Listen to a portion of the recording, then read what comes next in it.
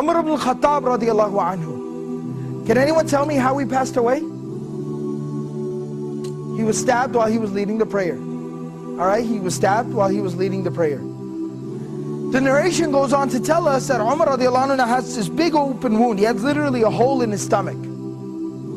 And he's lying there and he's bleeding out and he's fading in and out of consciousness. And then while he's in that state and in that condition, he hears the call, the adhan for prayer. And he starts getting up. Everyone around him is like, oh, wait a second, where do you think you're going?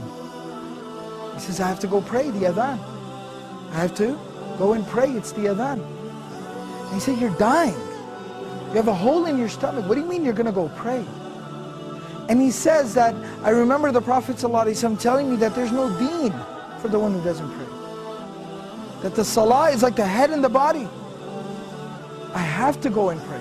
This was the commitment that these people had to prayer. As long as I'm alive, salah is something I do. That's the commitment, the connection that they had with prayer. So this is from Surah Maryam, Surah number 19, ayah number 31. My Lord has firmly commanded me to pray and to give charity or to purify myself as long as I am alive. Ma dumtu hayyan, as long as I remain alive.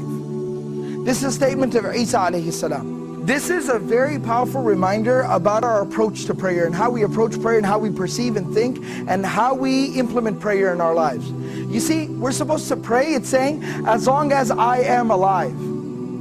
Till my last breath, I am committed to salah, to prayer. Now what does that exactly mean? It means no matter what comes up, prayer is something that I will hold on to till my last breath. I will concern myself with till death. And the Prophet ﷺ demonstrated this. He lived this. Now, this isn't just theory, this isn't something just fancy to say. It's not just a fancy slogan. The Prophet ﷺ lived it. You know, about a week before the passing of the Prophet ﷺ, he fell very ill. He became ill. And the Prophet ﷺ was incapable of standing up and even walking on his own very soon after. So the Prophet ﷺ, what he did, Prophet ﷺ would send for two Sahaba. They would come to his home and they would carry him. He'd put his arms around their shoulders and they would literally carry him to the prayer like this. But he'd still go for prayer in this condition. He'd still go to pray like this. Teaching us, prayer is something we do till our last breath.